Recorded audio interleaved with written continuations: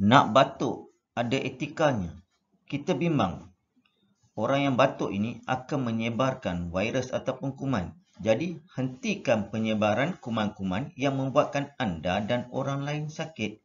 Oleh itu, dalam keadaan situasi sekarang, negara kita dan seluruh dunia yang dilanda COVID-19, batuk adalah satu yang amat ditakuti.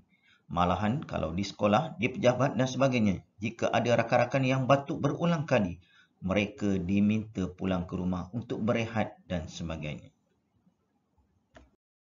Untuk mengetahui tajuk ini, mari kita anak-anak murid semua, kita belajar tajuknya Sayangi Orang Sekeliling dalam bahasa Melayu tahun 4. Bukan kita sayang diri kita sendiri saja, tetapi kita sayang ahli keluarga kita, kita sayang adik-beradik kita, kita sayang saudara mara kita, dan yang penting kita juga sayang orang di sekeliling kita.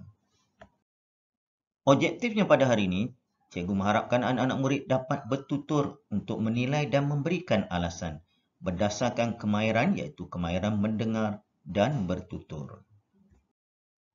Mari kita rujuk dalam buku teks Bahasa Melayu tahun 4, tajuknya Sayangi Orang Sekeliling. Cikgu harap kamu dapat boleh rujuk bersama-sama buku teks tersebut. Hadif ditemani Rajid dan Jiwan ke bilik rawatan setelah pening dan lemah badan. Sepanjang hari itu dia sering batuk dan bersin. Kalau kamu ingat, di sekolah, dah pasti guru-guru ingatkan siapa yang tak sihat, tak perlu hadir ke sekolah. Siapa yang tiba-tiba tak sihat, perlu diasingkan berada di bilik kesihatan. Dalam tempoh seketika, jika teruk, perlu panggil ibu bapa untuk dibawa pulang. Jadi kita tengok di sini. Amalan ketika anda batuk dan bersin. Tengok, apa amalan dia? Yang pertama, tutup mulut dan hidung. Yang kedua, buang tisu yang telah digunakan. Yang ketiga, cuci tangan dengan sabun dan air yang bersih. Dan seterusnya, gunakan penutup hidung jika perlu.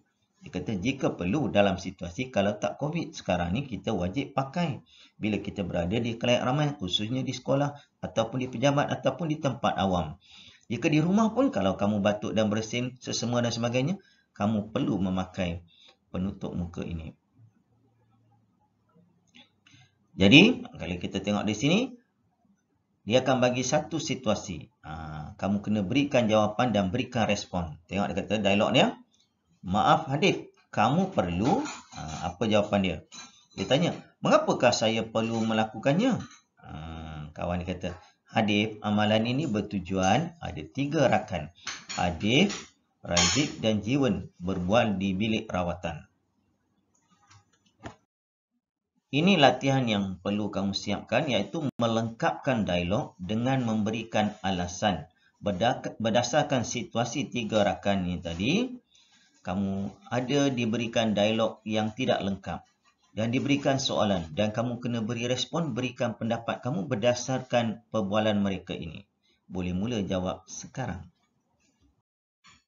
Mari kita bincang jawapan bagi latihan pada hari ini. Ini contoh saja. Jiwan mulakan.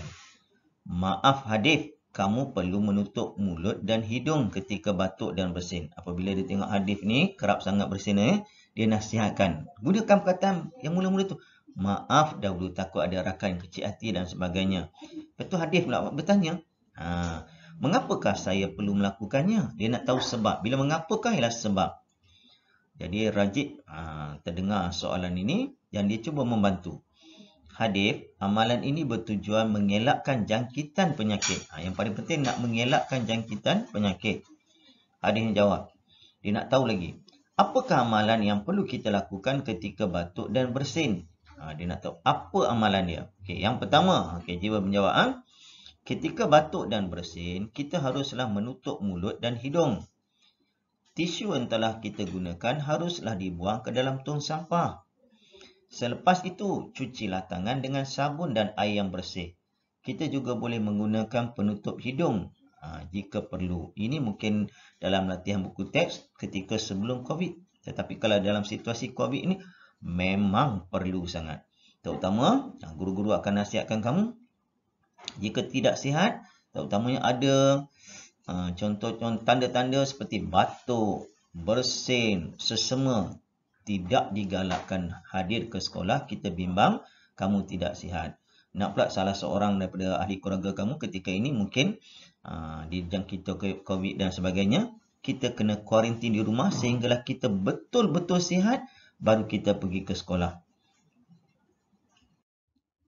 Sebagai kesimpulan, apa yang kita pelajari pada hari ini berkaitan dengan tajuk sayangi orang sekeliling. Jadi yang pertama, kita kena pastikan diri kita ni betul-betul sihat supaya baru kita boleh berada bersama dengan saudara mara kita, dengan rakan-rakan, dengan jiran dan boleh pergi ke sekolah. Itu yang pertama. Yang kedua, antara perkara-perkara yang perlu dielakkan, berada berhampiran orang ramai ataupun orang bersekeliling kita, utamanya satu, batuk. Yang kedua, sesama. Dan yang ketiga, sakit mata. 3 penyakit ni mudah sangat merebak. Jadi jangan kita ambil mudah. Jadi kita dah belajar tadi seberingkat bagaimana etika batuk yang betul. Jadi kamu boleh amalkan. Dalam situasi sekarang, kita mesti ada sekurang-kurangnya tisu ataupun sapu tangan. Khususnya sama ada dalam poket ke dalam apa saja. Supaya kita boleh dapat menyelamatkan diri kita dan juga orang di sekeliling kita. Sama-sama kita berhati. Itu saja dari cikgu. Assalamualaikum. Selamat sejahtera. Bye.